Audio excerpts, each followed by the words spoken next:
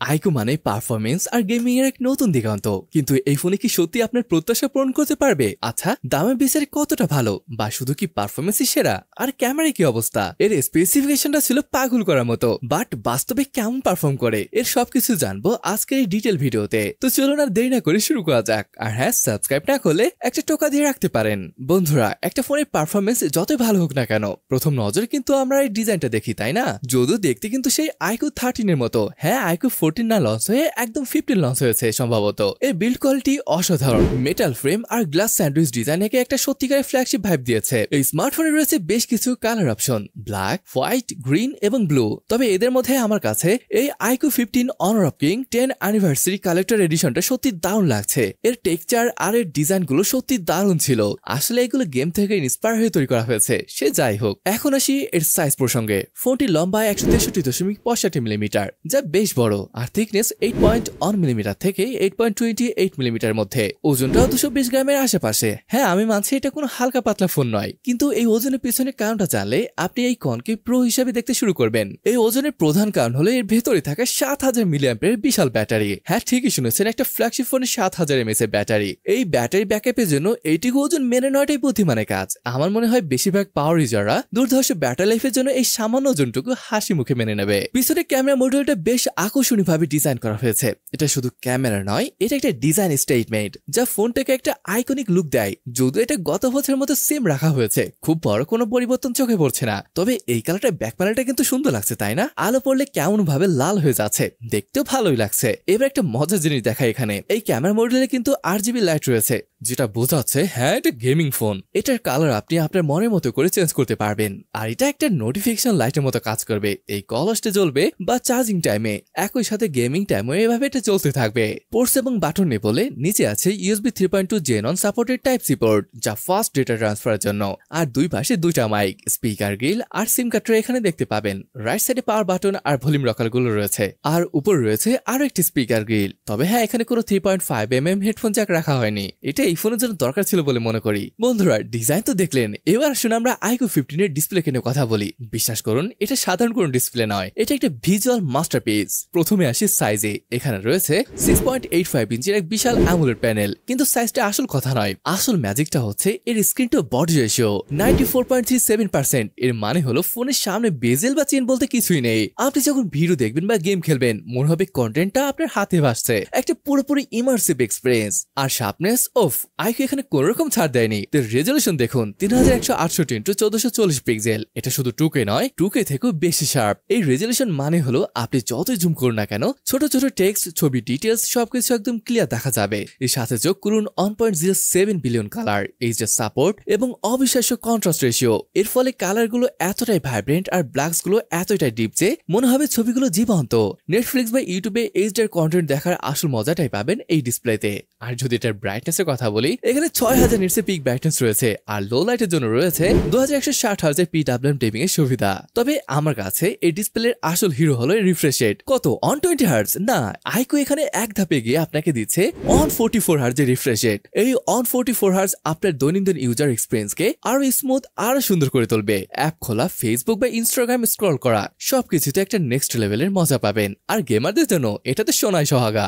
Response টাইমও দুর্দান্ত হবে। এখন আপনারা হয়তো ভাবছেন, ভাই এর কি কোনো খারাপ দিক নেই? আচ্ছা, একটা জিনিস বলা যেতে পারে, সেটা হলো এর হাই রেজলিউশন এবং হাই রিফ্রেশ রেট। এটা একসাথে চালালে ব্যাটারি স্বাভাবিকভাবে একটু বেশি খরচ হবে, এটাই টেকনোলজির নিয়ম। কিন্তু আইকিউ এই সমস্যার সমাধান করে রেখেছে। প্রথমত, এটা সম্ভবত একটি LTPO প্যানেল, যা আপনার ব্যবহারের উপর ভিত্তি করে রিফ্রেশ রেট অটোমেটিক্যালি অ্যাডজাস্ট করে ব্যাটারি বাঁচাবে। আর দ্বিতীয়ত, বন্ধুরা, এই ফোনে আছে 7000 মিলিঅ্যাম্পিয়ারের ব্যাটারি। আমার মনে হয় না এই হাই এন্ড ডিসপ্লে চালানোর পরও ব্যাটারি লাইফ নিয়ে আপনাকে এক বিন্দু চিন্তা করতে হবে।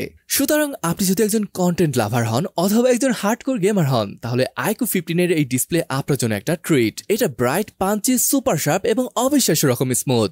এবার চলুন কথা বলি এই ফোনটার স্পেসিফিকেশন নিয়ে। আর আমি যদি এক কথায় বলি, আইকু 15 হলো একটা পারফরমেন্স বেসড। সোজা সাপটা বললে এই মুহূর্তে বাজারে শক্তিশালী ফোনগুলির মধ্যে এটি একটা হবে। কারণটা কি? এর হুডের নিচে আছে কোয়ালকমের লেটেস্ট এবং greatest 5th generation Snapdragon 8 elegant chipset. আর যদি গেমের কথায় আসি, অনার অফ কিং এর মতো গেম এখানে 142.9 FPS অ্যাভারেজ খেলা যাচ্ছিল, যেখানে সর্বনিম্ন আসছিল 70.2 FPS। পাবজির মতো গেম এই ফোন দিয়ে অ্যাভারেজ 143 FPS খেলা যাবে। ভাবতে পারেন কতটাই স্মুথ ভাবে খেলতে পারবেন। সব থেকে অবাক হওয়ার মতো ব্যাপার হলো, এই ফোন দিয়ে জেনশিন ইম্প্যাক্ট ব্ল্যাকটের মতো গেমটি 119 এফপিএস খেলা যাচ্ছিল। আমি তো 40 বা 60 এফপিএস উপরে উঠতে দেখিনি, এখানে 119 সত্যি ভালো ব্যাপার। এই দানবীয় প্রসেসরকে সাপোর্ট দেওয়ার জন্য আছে 16 জিবি পর্যন্ত LPDDR5X আলট্রা প্রো র্যাম আর 1 টেরাবাইট পর্যন্ত UFS 4.1 স্টোরেজ। প্রো এর মানে হলো আপনার র্যাম ম্যানেজমেন্ট নিয়ে ভাবতেই হবে না। তবে এই ফোনে আপনি কোনো এক্সটার্নাল মেমোরি কার্ড বা SD কার্ড লাগাতে পারবেন না। হ্যাঁ, এক্সপ্যান্ডেড স্টোরেজ সাপোর্ট নেই, কিন্তু আইকিউ আপনাকে যে 1 টেরাবাইট পর্যন্ত স্টোরেজ অপশন দিচ্ছে, এরপর কি আর আলাদা মেমোরি কার্ডের দরকার আছে? আমার তো মনে হয় না। 1 টেরাবাইট মানে আক্ষরিক অর্থে আপনার ফোনের স্টোরেজ সহজে পড়বে না। সুতরাং পারফরমেন্সের বিচারে আইকিউ 15 শুধু 10-এ 10 নয়, এটা 10-এ 11। এটা স্পিডের রাজা। এর ভিতরে আছে 7000 মিলিঅ্যাম্পিয়ার এক বিশাল দানবীয় ব্যাটারি। আর সোজা মানে হলো আপনি হেভি গেম খেলুন, সারাদিন ভিডিও দেখুন, আপনার ফোন অনায়াসে 1-1.5 দিন পার করে দিতে পারবে। আর চার্জিং সেটাও দারুণ। 100 ওয়াটের ultra fast flash charging support করে, যার মানে আপনার ফোন খুব কম সময়ে ফুল চার্জ হয়ে যাবে। এছাড়াও 40 ওয়াটের ওয়্যারলেস চার্জিং সাপোর্ট করে, যা খুবই সুবিধার।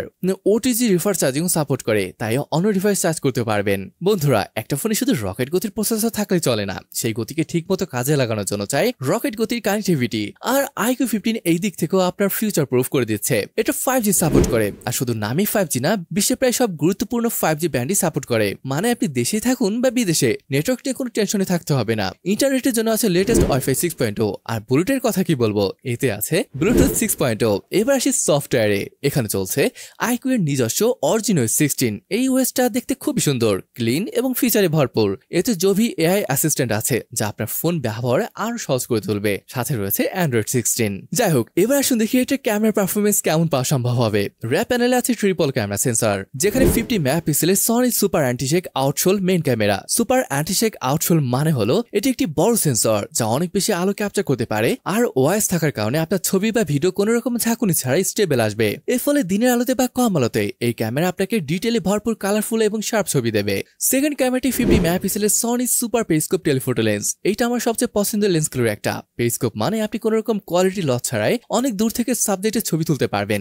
এখানেও আছে ওয়াইস। যদিও ছবিগুলো খুব একটা কাজের না, তবে দূরবর্তী বস্তুগুলোকে কাছে নিয়ে আসার জন্য এটা পারফেক্ট। আর 100x ডিজিটাল জুমের সুবিধা তো থাকছে।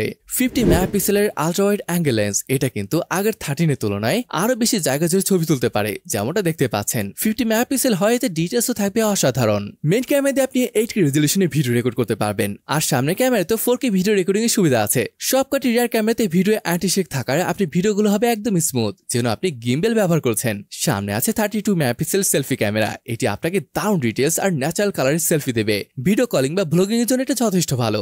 যদিও 100x ডিজিটাল জুমের সুবিধা আছে, কিন্তু হাই জুম লেভেলের ছবির কোয়ালিটি কিছুটা কমে যাওয়াটা স্বাভাবিক। এটা প্রায় সব ফোনেই দেখা যায়, তবে সাধারণ জুম লেভেলের কোয়ালিটি খুবই ভালো। এবার আসুন দেখি আইফোন 17 প্রো ম্যাক্স এর সাথে কম্পেয়ার করে দেখি ছবি আসলে কেমন তুলতে পারে।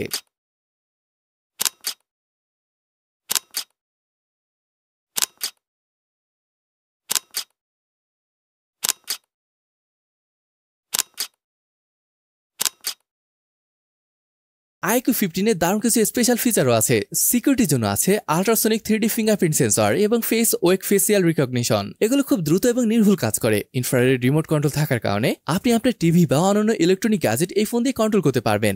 এবার আসে যাক মূল কথায়। চাইনিজ মার্কেটের দাম শুরু হচ্ছে প্রায় 4199 ইউয়ান থেকে, যা বাংলাদেশি টাকায় প্রায় 65,000 টাকার কাছাকাছি। আর সর্বোচ্চ ভ্যারিয়েন্টের দাম 5499 ইউয়ান, যা প্রায় 85,000 টাকার কাছাকাছি। এই দামে আপনি যে স্পেসিফিকেশনগুলো পাচ্ছেন তা খুবই প্রতিযোগিতামূলক। পারফরমেন্স, ডিসপ্লে, ক্যামেরা এবং ব্যাটারি সবকিছু বিবেচনা করলে এটা দারুণ একটা ডিল। তবে হ্যাঁ, বাংলাদেশের বাজারে আসলে দামে আরো কিছুটা বেড়ে যেতে পারে। তো বন্ধুরা, এটাই ছিল ভিভো আইকিউ 15 এর বিস্তারিত ভিডিওটি। এই ফোনটা তাদের জন্য যার পারফরমেন্সটাই বেশি দরকার, গেমিং করতে চান এবং ব্যাটারি ডিসপ্লে নিয়ে কোনো কম্প্রোমাইজ করতে চান না। এবার ক্যামেরা পারফরমেন্সও খারাপ ছিল না, ভালোই লেগেছে আমার কাছে। যারা একটি আলটিমেট ফ্ল্যাগশিপ এক্সপিরিয়েন্স চান, তাদের জন্য এটা একটা দুর্দান্ত অপশন। বিশাল ব্যাটারি, সুপার ফাস্ট চার্জিং এবং একটি অসাধারণ ডিসপ্লে, সবকিছু মিলিয়ে এটা একটি কমপ্লিট প্যাকেজ। তবে যারা হালকা ফোন পছন্দ করেন বা 3.5mm একটা মিস করবেন, তাদের হয়তো একটু মানিয়ে নিতে হবে। আমার ব্যক্তিগত মতামত হলো, যদি আপনি একটি পাওয়ার হাউস ফোন খুঁজছেন যা আপনাকে আগামী কয়েক বছর কোনো ধরনের চিন্তা ছাড়াই ব্যবহার করতে দেবে, তাহলে ভিভো আইকিউ 15 আপনার জন্য সেরা পছন্দ হতে পারে। ভিডিওটি ভালো লাগলে একটা লাইক দিতে ভুলে যাবেন না। আপনার মতামত কমেন্ট করে জানান।